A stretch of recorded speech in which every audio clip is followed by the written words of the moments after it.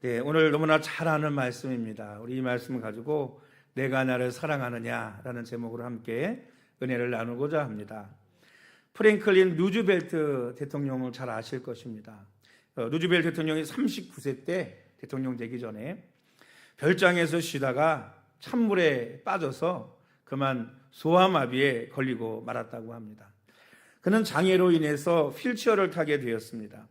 이 낙심한 루즈벨트는 인생을 포기하고 싶었습니다.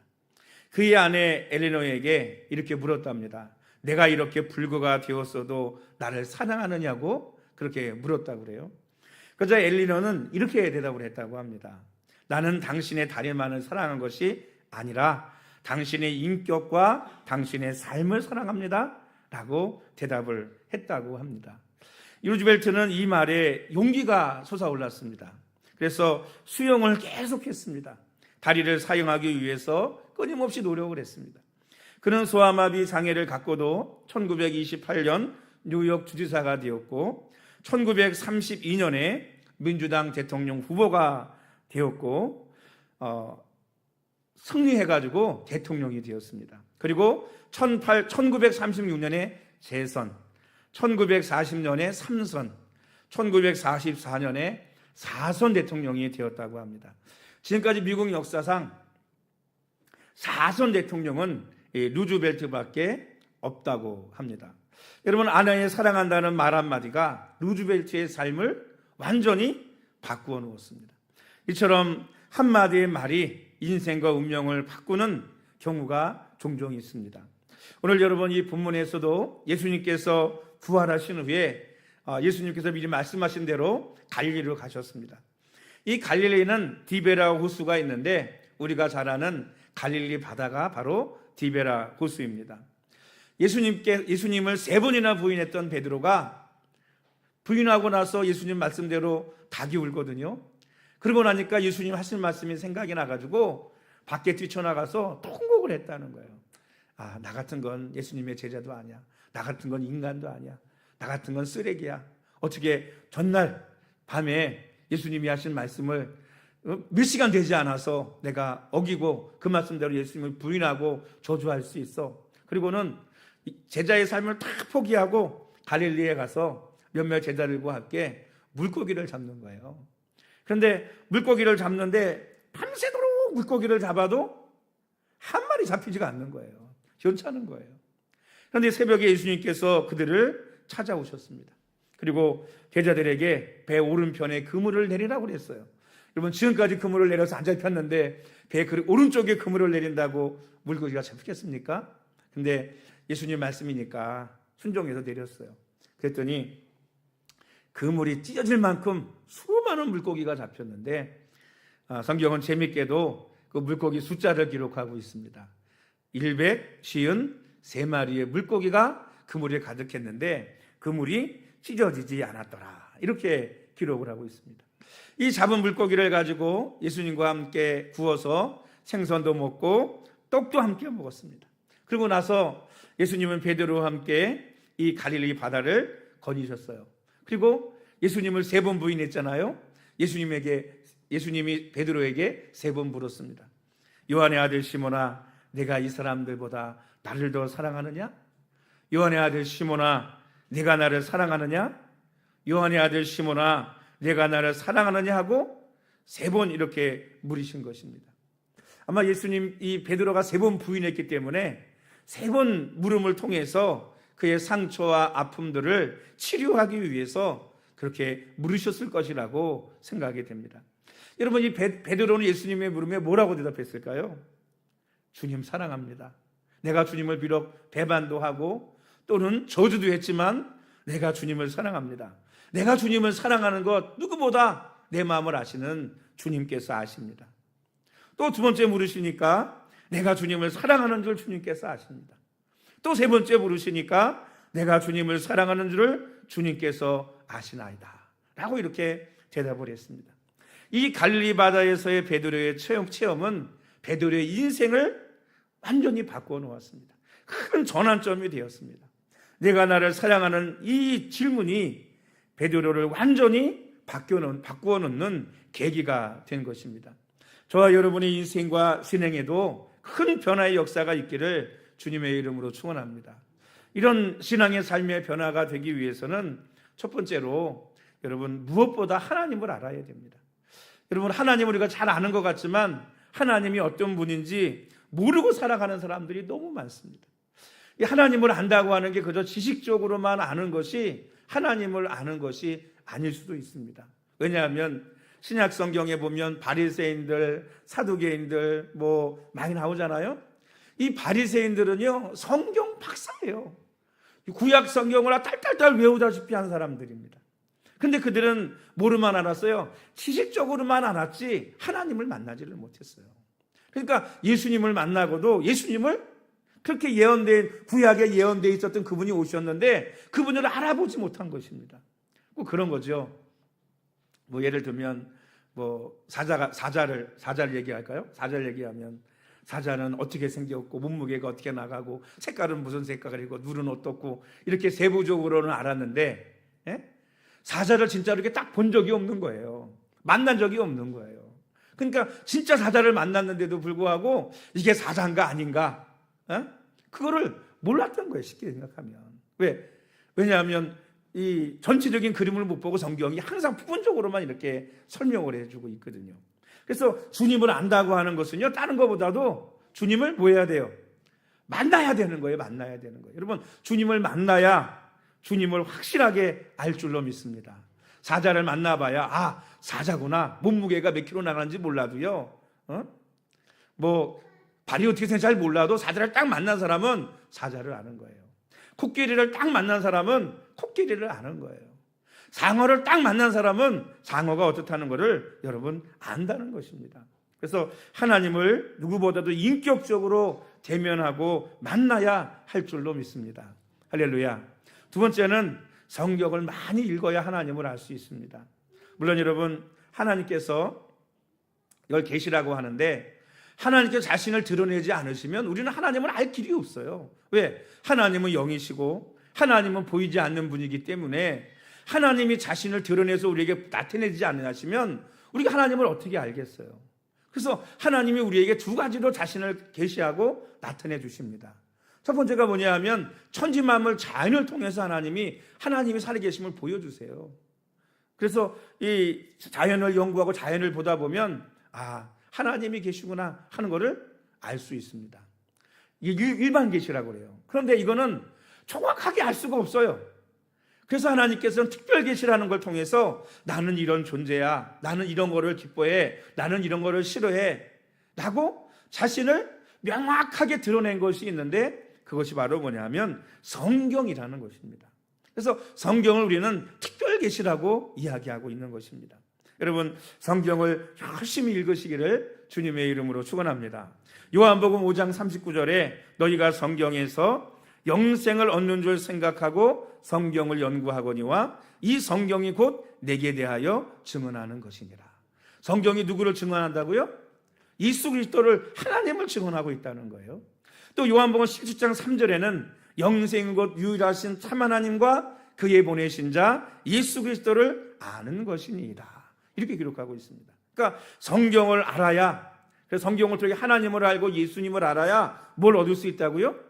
영생을 얻을 수 있다는 거예요. 그러니까 성경 안에 뭐가 있느냐? 영생이 있는 거예요. 왜? 그것을 아는 것이, 하나님을 아는 것이 영생이기 때문입니다. 조혜련 집사님이 성경을 많이 읽는 것으로 유명합니다. 여러분 원래 조혜련 집사님은 남녀호랑객이었나? 이상한 그런 종교를 믿던 분이에요. 기독교 그러면 학을 띠는 분이에요 원래.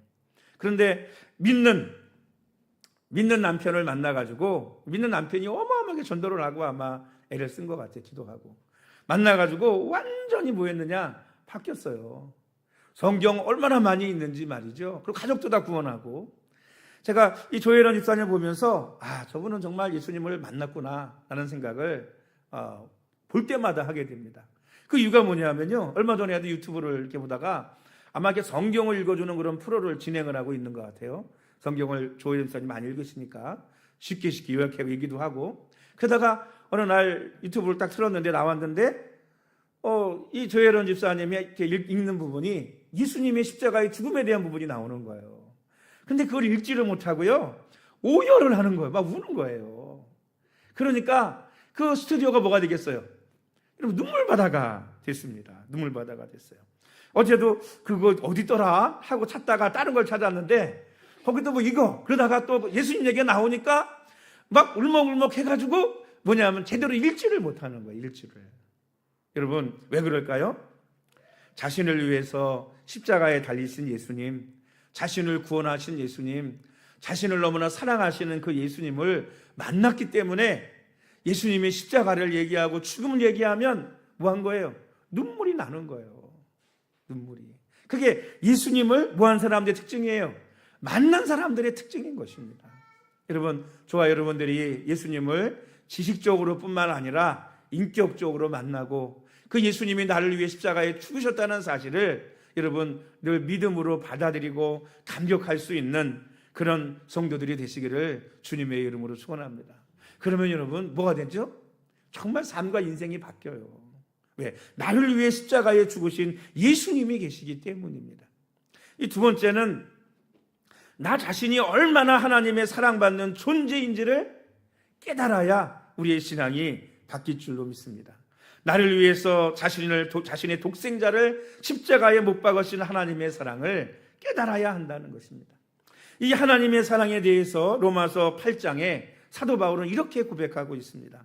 내가 확신하노니 사망이나 생명이나 천사들이나 권세자들이나 현재일이나 장래일이나 능력이나 높음이나 깊음이나 다른 어떤 피조물이라도 우리를 우리 주 그리스도 예수 안에 있는 하나님의 사랑에서 끊을 수 없느니라. 이게 바로 뭐냐? 하나님의 사랑인 거예요. 사도 바울은 어떤 사람이었죠? 자신을 죄인 중에 괴수라고 그랬어요. 예수 믿는 사람들을 잡아다 핍박하고 죽이고 하는 일에 앞장섰던 사람이었습니다. 그런 그를 하나님이 사랑하셔서 부르시고 구원하시고 사도 삼아 주셨어요. 그러니 여러분, 그 하나님의 사랑이 얼마나 큰지를 사도 바울은 몸소 받았고 깨달은 사람이라고 볼 수 있는 것입니다. 여러분, 저와 여러분들도 여러분 하나님께서 여러분들을 너무나 사랑하신다는 사실을 믿으시기를 주의 이름으로 축원합니다. 우리를 사랑하지 아니었으면 자기 아들을 왜 십자가에 못 박게 했겠어요? 자신의 아들을. 그러니까 쉽게 얘기하면 자신의 아들 독생성자보다도 누굴 더 사랑하신 거예요? 저와 여러분들을 더 사랑하신 것인 줄로 믿습니다. 저도 사도 바울처럼은 아니지만 하나님께서 저를 너무나 사랑한다는 사실을, 그 사실에 대해서 정말 확신을 가지고 있습니다. 물론 하나님 너무 사랑하시는구나, 또 내 일에 하나님이 때로는 간섭하시고 깨닫게 하시는구나 라는 것을 많이 느끼기도 하지만 가장 큰 때가 언제였냐면 제가 아마 몇 번 말씀을 드렸을 거예요. 신학생 때였어요. 열심히 안 믿는 집에서 나와가지고 교회에서 먹고 살면서 학교를 다니고 공부를 했습니다. 그런데 철야 예배 끝나고 나서 이상하게 집에 가고 싶은 거예요. 생전 안 그러는데. 왜냐하면 집에 정말 몇 달에 한 번 집에 들어갈까 말까예요. 집에 들어갈 틈이 없죠. 그런데 가고 싶어서 이상하게 왜 오늘 집에 가고 싶지? 그래가지고 새벽에 철야 예배를 끝나고, 옛날 철야는 새벽에 끝났잖아요. 운행을 타고 그리고 새벽에 집에 들어가니까 아마 4시 뭐 이렇게 된 거예요. 그래서 가가지고 뭐 옛날 시골집 대문으로 잠그고 있지 않겠습니까? 마당에 세워놓고 그냥 차에서 잠깐 잤어요. 그랬더니 새벽에 아침 일찍 어머니가 왜 여기서 이러고 자냐고 들어가라고 그러더라고요. 그래서 방에 들어가 조금 자는데 밥을 먹으래요. 그래서 밥을 먹으러 나왔더니 미역국을 주는 거예요. 그래서 아니 엄마 왜 미역국이야? 그랬더니 야, 너 오늘 생일이잖아. 생일 먹으러 온 거 아니야? 그러는 거예요. 그래서 생각해 보니까 진짜 그날이 내 생일이더라고요. 그러니까 제가 얼마나 바쁘게 살았으면 내 생일인지도 모르고 그냥 있다가 그냥 가고 싶어 갔는데 제 생일이었던 거죠. 우리 어머니도 몰랐어요, 내 생일인지. 근데 제가 왜 왔지? 그리고는 아침 일찍 옆집 아주머니가 나와서 반일을 하는데 오늘 며칠이야? 하고 물었다가 생일이구나. 그래서 아마 미역국을 끓여준 것 같아요. 근데 그 얘기를 듣고 미역국을 받고 나서 하나님의 음성이 자기에 들렸습니다. 내 아들아, 내가 너를 사랑한다. 이 하나님의 음성이 들리는데 눈물을 주체할 수가 없더라고요. 그래가지고 미역국을 못 먹고 옛날에는 두란이라고 있었잖아요. 부엌이 있고 바깥에 둘 안에 물 펌프도 있고 장독대 있는 거기 가가지고 거기서 한참을 울고 닦고 와가지고 밥을 먹었습니다. 우리 어머니가 그랬을 거예요. 제가 왜 그러지? 무슨 일이 있나? 아마 이렇게 생각할지도 모르겠어요. 여러분, 이외에도 저는 하나님께서 사랑하신다는 것을 너무나 많이 느끼고 깨달을 때 많아요. 특히 지난 일을 이렇게 살아갈 땐 잘 모르죠. 지난 일을 이렇게 되돌아보면 그때는 이랬는데 정말 그때 하나님께서 나를 붙들어 주시고 도와주시고 하나님이 나를 인도하지 않았다면 정말 내가 지금 어떻게 될지 모르겠구나 하는 이런 일들이 여러분 굉장히 많이 있습니다. 굉장히 많이 있어요. 그래서 여러분 그런 분들이 있죠. 살아가다 보면 좀 대충 해도 좀 잘못해도 좀 하나님 좀 봐주시고 좀 눈 감아 주시지. 꼭 하나님이 뭐 하세요? 내 삶을 간섭하고 좀 내가 잘못하면 놔주지. 그때 되면 또 간섭하면 또 하나님이 어떻게 하세요? 틀어놓으시고 안 되게 해주시고 또 내가 좀 하나님 회개하고 좀 하려고 그러면 하나님이 또 도와주시기도 하시고. 여러분 그게 뭐냐 하면 여러분을 사랑하시는 하나님의 사랑인 줄로 믿습니다. 여러분 징계가 없으면 사생하여 버린 자라 그랬어요. 왜 하나님이 우리의 삶을 간섭하실까요? 우리를 뭐 하시기 때문에? 사랑하시기 때문에. 내가 뭐 죄를 짓든 하나님 교회를 나오든 안 나오든 내 마음대로 살아가게 놔두는 거 그게 사랑인가요? 그 사랑이 아니에요. 버려놓은 거지. 여러분 하나님께서 여러분의 삶을 간섭하신다고 하는 것은 하나님께서 여러분을 그만큼 사랑한다는 사실을 믿고 깨닫고 살아갈 수 있는 성도들이 되시기를 주님의 이름으로 축원합니다. 여러분 하나님이 여러분을 붙들고 계신 거예요. 물론 성격에 따라서 하나님이 좀 인내하고 참으실 때도 있어요. 얘는 좀 어려움을 주면 돌아오는 사람이 있는가 하면 너무 어려움을 주면 또 튕겨나가는 성격이 있잖아요. 그럴 때 하나님 좀 참으실 때도 있어. 근데 중요한 건요, 하나님이 틀림없이 뭐 하시느냐? 하나님의 사람들은 위기의 때 정말 크게 잘못될 때 간섭하신다는 거예요. 여러분 그 하나님의 간섭이 여러분을 향한 하나님의 사랑인 줄을 깨달을 수 있는 성도들이 되시기를 주의 이름으로 축원합니다. 따라합시다. 하나님 나를 사랑하신다. 예, 하나님이 나를 너무너무나 사랑하세요. 너무너무나. 세 번째는 이런 사실을 믿고 깨닫게 되면 여러분 하나님을 사랑하는 사람이 되는 것입니다. 고린도전 13장에 믿음, 소망, 사랑 중에 제일은 뭐라 그랬죠? 사랑이라 그랬어요. 구약의 율법 10계명에 나오는데 어떤 분들은 구약을 못 읽고 무서워하고 구약에 나온 하나님은 막 두려운 공포의 하나님이고 신약의 하나님은 사랑의 하나님이라고 생각하시는 분들이 있어요. 여러분 구약의 하나님이나 신약의 하나님이나 똑같은 하나님이시죠? 그죠? 그러면 신약의 하나님이 사랑의 하나님이면 구약의 하나님도 사랑의 하나님이신 것입니다. 그래서 율법에 대해서 사두개인들이나 바리새인들 늘 연구를 하면서 논쟁을 했어요. 율법의 핵심이 뭐냐? 율법에서 가장 큰 계명이 뭐냐? 예수님께서 와도 물었습니다. 예수님께서 뭐라고 대답하셨죠? 율법은 첫째는 하나님 사랑이고 둘째는 이웃 사랑이다. 곧 구약의 율법과 십계명도 뭐라는 거예요?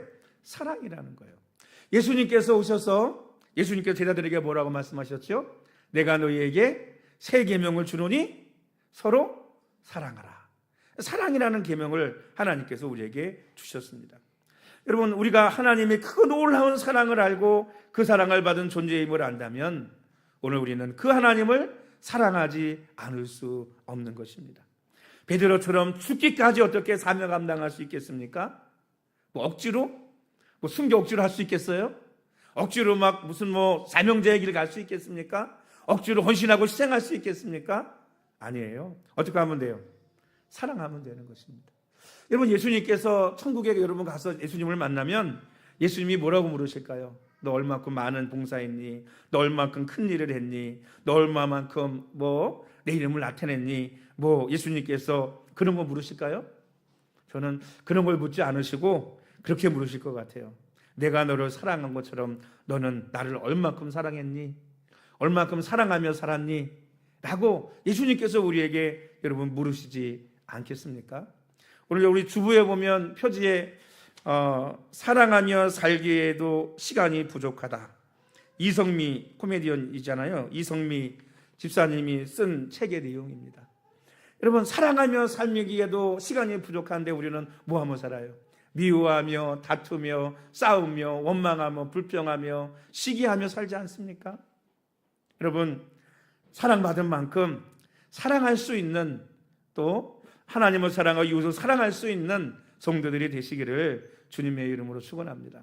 베드로에게 예수님께서 세 번째 물으실 때 베드로는 근심에 휩싸였습니다. 17절 말씀 한번 읽어볼까요? 17절 시작. 세 번째 이르시되 요한의 아들 시몬아 내가 나를 사랑하느냐 하시니 주께서 세 번째 내가 나를 사랑하느냐 하심으로 베드로가 근심하여 이르되 주님 모든 것을 아시오매 내가 주님을 사랑하는 줄을 주님께서 아시나이다. 예수께서 이르시되 내 양을 먹이라. 내가 주님을 사랑하는 줄 주님께서 아시나이다라는 베드로가 대답을 듣고 예수님께서 18절에 또 이렇게 말씀하셨어요. 우리 18절도 읽어보겠습니다. 시작. 내가 진실로 내게 이르노니 내가 젊어서는 스스로 띠띠고 원하는 곳으로 다녔거니와 늙어서는 내 팔을 벌리리니 남이 내게 띠띠우고 원하지 않는 곳으로 데려가리라. 여러분, 이 말씀은 19절에 베드로가 어떠한 죽음으로 하나님께 영광을 돌릴 것을 가르치미로라 이렇게 말하고 있어요. 여러분, 베드로가 근심한 이유는 뭐냐면 사랑에도 여러분 단계가 있죠. 내가 사랑할 때 뭐부터 사랑할 수 있을까? 얼마만큼 주님을 사랑할 수 있을까? 앞에 베드로가 대답한 사랑과 세 번째 주님이 부른 사랑은 다른 거예요. 세 번째 사랑은 뭐냐? 내 목숨보다 나를 더 사랑할 수 있냐? 라는 물음입니다. 그러니까 베드로가 근심하면서 뭐다 그래요? 과거에 세 번이나 부인하고 저주했잖아요. 주님, 내가 주님을 사랑하는 줄을 주님께서 아십니다. 그러니까 그 말을 듣고 예수님께서 내가 젊어서 네 마음대로 살았지만 늙어서는 내가 원하지 않는 곳으로 팔 벌리고 갈 것이다. 이 얘기는 뭐냐면 베드로가 나중에 십자가에 거꾸로 매달려 순교할 것을 주님께서 말씀하신 내용입니다. 그래서 여러분, 코바디스라는 영화 여러분 잘 아시죠? 우리 기독교인들이 많이 봤던 명작이지 않습니까? 이 코바디스라는 말이 무슨 말이냐면 주님 어디로 가시나이까? 이게 코바디스예요. 이 영화 마지막 부분에 가면 베드로가 이 로마의 핍박이 일어나요. 로마의 복음을 전하는데. 그러니까 성도들이 어떻게 하냐면 베드로 사도를 피신시켜서 바깥으로 빼돌립니다. 도망을 가게 만들어요. 왜? 죽으면 안 되잖아요. 복음을 전해야 되는데. 그래서 베드로가 고민하다가 로마에 있는 성도들을 버려두고 피난을 가는 거예요. 근데 피난을 가서 로마를 벗어나 가는데 그때 누구를 만나냐 하면 예수님을 만납니다. 예수님을 만나고 베드로가 예수님을 붙들고 얘기하는 거예요. 주여 어디로 가시나이까? 이게 코바디스예요. 예수님께서 뭐라고 말씀하시냐면 십자가에 못 박혀 죽기 위해서 로마로 간다 라고 예수님이 말씀하신 거죠. 그러니까 베드로가 그 말을 듣고 어떻게 해요? 어떻게 했을까요? 주여 제가 가겠습니다. 제가 도망가지 않겠습니다. 그리고 다시 자기 발로 로마로 들어가서 복음을 전하다가 십자가에 못 박혀 예수님처럼 죽게 됐는데 내가 어떻게 예수님과 똑같이 십자가에 못 박히냐 그래가지고 거꾸로 매달아 달라. 그래서 거꾸로 매달려 십자가에 순교했던 제자가 바로 베드로 사도였습니다. 여러분, 어떻게 베드로가 순교할 수 있었을까요? 여러분, 다른 게 답이 아니에요. 예수님을 그만큼 자기의 목숨보다 생명보다 사랑했기 때문에 순교할 수 있었는 줄로 믿습니다. 저는 이 신앙에도 단계가 있다면 첫째 단계가 뭐냐? 복받기 위해서 하나님을 믿는 신앙이 있다고 생각합니다. 처음에 전도할 때 그러잖아요. 또 믿을 때 그러지 않습니까? 하나님 믿고 복받고 잘되고 문제 해결받고 건강하고 자녀들이 형통하기 위해서 신앙생활하는 신앙이에요. 어떻게 보면 초보적인 신앙입니다. 두 번째 단계에 올라가면 예수님 믿고 천국 가기 위해 믿는 신앙, 즉 거듭난 신앙이라고 볼 수 있습니다. 저 여러분들 다 거듭나서 하나님 나라에 들어가는 복된 성도들 되시기를 축원합니다. 또 첫 번째 단계처럼 예수님 믿고 은혜 받고 복 받는 여러분 되시기를 바랍니다. 왜? 하나님이 약속이고 축복이니까요. 그런데 더 깊은 신앙이 되면 세 번째 신앙의 단계는 뭐냐면 예수님을 사랑하는 신앙의 단계라고 볼 수 있습니다. 장성한 신앙이고 신부의 신앙이에요. 여러분, 예수님 왜 믿어요? 뭐 구원받는 거 당연한 거고 하나님이 은혜 복 주시는 거 당연한 거예요. 그런 어떤 목적 때문에 믿는 게 아니에요. 이제는 예수님이 나를 너무 사랑하셨기 때문에, 하나님이 나에게 너무나 큰 사랑을 주셨기 때문에 오늘 우리도 하나님을 사랑하는 것입니다. 그러니까 뭐 하는 게 아깝지 않아요. 주님을 위해서 때로는 헌신하고 희생하고 또 예배하고 살아가는 것이 아깝지 않고 힘들지 않은 것입니다. 여러분, 주일날 교회 오는 게 힘드신가요? 예배 드리는 게 힘드신가요? 여러분, 그만큼 여러분의 하나님을 향한 사랑이 식었다라고 볼 수 있어요. 여러분, 연애할 때 사랑하면 어때요? 보고 나도 또 보고 싶고, 만나고 또 만나고 싶고, 그렇잖아요? 실컷 몇 시간 동안 만나서 밥 먹고 얘기하고 커피 마시고 데이트하고 와가지고 집에 와서 또 전화기 붙들고 뭐예요? 통화하잖아. 연애할 때 힘들어요? 안 힘들어. 근데 여러분, 사랑이 식어지면 어떻죠? 힘든 거야. 여러분, 계시록 2장에 에베소 교회를 향해서 하나님께서 책망하셨어요. 너를 책망할 것이 있나니 너의 처음 사랑을 버렸느니라. 여러분, 그 하나님의 그 사랑을 회복하고 찾을 수 있는 성도들이 되시기를 주님의 이름으로 축원합니다. 요즘 이 눈물의 여왕인가 하는 드라마를 주말에 하더라고요. 저 옛날에는 젊었을 때는 드라마 안 봤거든요. 영화를 바로 그비는 봐도 드라마 저거 왜 보는 거야? 그리고 안 봤어요. 근데 나이가 저도 이제 조금 들었는지 드라마가 눈에 들어오고요. 이 드라마 보다가 눈물이 날 때도 있어요. 그래서 야, 이거 큰일 났다. 나도 이제 나이가 들어가나 보다. 이런 생각이 들거든요. 근데 여러분, 그 요즘 드라마를 보면 그 내용이 그런 내용이더라고요. 너무나 뜨겁게 사랑한 이 청춘 남녀가 있어요. 근데 이 아가씨는 뭐예요? 대기업 총수의 딸이에요.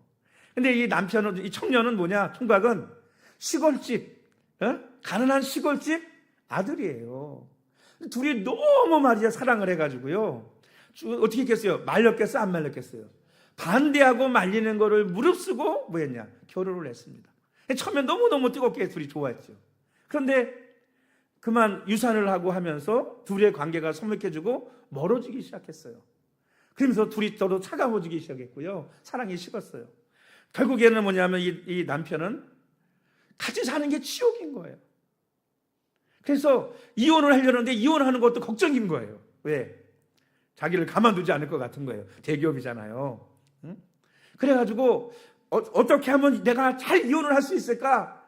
변호사거든요. 그러니까 이혼 전문 변호사랑 상의를 하고 이혼 서류까지 다 만들어 놨고 이제 이혼하자라고 이야기하려고 하는데 이 아내가 먼저 얘기를 합니다. 내가 시한부 인생이 됐어. 나 3개월밖에 못 산대. 3개월인가 6개월인가 못 산대. 그러니까 이혼하자는 얘기를 해요, 못해요? 못해요. 그리고는 야, 3개월, 혹시 모르니까 3개월이라고 합시다. 내가 3개월을 동안만 잘 해주고 죽으면 자동 이혼이니까, 그죠? 뭐 시한부 인생이니까 참자. 그동안은만 잘해주자. 그리고는 그때부터 잘 해주기 시작을 했어요. 이렇게 잘 하니까 어떻게 될까요? 다시 둘이 옛날에 사랑했던 그 마음이 생기고 다시 둘이 사랑하게 된 내용이 이 눈물의 여왕이라는 드라마의 내용이고, 뭐 뒷얘기는 저도 이제 뭐 잘 모르겠습니다만은 어쨌든 둘이 다시 사랑하게 되는 그런 이야기예요. 여러분, 왜 이 드라마에서 이 부부의 문제가 생겼을까요? 왜 생겼어요? 사랑이 식어지니까 문제가 생긴 것이고, 그 모든 문제가 해결되고 너무 다시 좋아진 관계는 뭐냐면 다시 사랑을 회복했기 때문입니다. 그래서 시한부인 걸 알면서도 이혼 취소해달라고 다이아몬드 반지 주더라고요. 그러니까 또 이혼 취소해줄게. 그리고 나중에 또 반지 끼고 그래가지고 한 내용을 보게 되었는데, 여러분, 우리가 하나님과의 관계도 마찬가지라는 것입니다. 하나님을 사랑해야 합니다. 할렐루야. 예수님을 사랑해야 됩니다. 하나님을 뜨겁게 사랑하면 모든 문제가 다 해결되는 것입니다. 하나님께서 주신다는 어마어마한 축복과 은혜가 누구의 것일까요? 고린도서 2장 9절 말씀 보면 기록된 바 하나님이 자기를 사랑하는 자들을 위하여 예비하신 모든 것은 눈으로 보지 못하고 귀로 듣지 못하고 사람의 마음으로도 생각하지 못하였다 함과 같으니라. 이렇게 말씀하고 있어요. 여러분, 하나님이 누구에게 복 주시길 원하세요? 복을 위해 살아가는 사람이 아니고 여러분, 사랑하는 사람들에게 복 주시기를 원하시는 분이 하나님이신 줄로 믿습니다. 사실 여러분, 하나님을 믿기는 하지만 복받기 위해 믿는 것은 어떤 믿음이에요? 부부관계로 본다면 저 사람이 남자의 조건, 남자가 가진 재산, 이걸 보고 결혼하는 거 똑같지 않겠어요? 여러분, 그런 신앙이 아니라 성장하고 자라나는 장성한 신앙이 되어서 하나님을 사랑할 수 있는, 하나님의 사랑함으로 말미암아 하나님을 믿고 섬기며 살아갈 수 있는 그런 저와 여러분이 되기를 주님의 이름으로 축원합니다. 오늘 예수님께서 베드로에게 물으신 것처럼 저와 여러분에게 내가 나를 사랑하느냐고 물으신다면, 그것도 3번이나 부인한 베드로에게 물으신 것처럼 오늘 저와 여러분에게 물으신다면 여러분 뭐라고 대답하시겠습니까? 주님, 내가 주님 사랑하는지 주님께서 아십니다 라고 여러분 대답할 수 있으시겠습니까? 저와 여러분들도 때로는 주님 앞에 염치 없고 때로 부끄럽지만 주님, 내가 주님을 사랑하는 줄 주께서 아십니다 라고 주님을 사랑한다고 고백할 수 있는 성도들이 되시기를 주님의 이름으로 축원합니다. 저도 이 말씀 준비하면서 사실 너무나 많이 설교하고 아는 말씀이잖아요, 그죠? 하면서 내가 주님을 얼마나 사랑하고 있지 생각해 보면 옛날의 첫사랑을 너무나 많이 잃어버렸다라는 생각에 여러분 회개가 되더라고요. 이제 여러분 더 장성한 믿음을 소유하셔서 그저 예수님 믿고 복받고 잘 되려고 믿는 거 아니고, 예수님께서 우리를 거듭나게 천국 가게 해주시니까 천국 가려고 믿는 거 아니고, 물론 그것도 여러분 훌륭한 믿음이지만 더 한 단계 더 올라서서 주님이 우리에게 너무나 큰 사랑을 주셨기 때문에 그 사랑을 받고, 나도 주님을 너무나 뜨겁게 사랑해서 주님을 믿고 섬기고 헌신하고 예비하며 살아갈 수 있는 그런 우리 모든 성도들이 되시기를 주님의 이름으로 축원합니다. 우리 기도하십니다.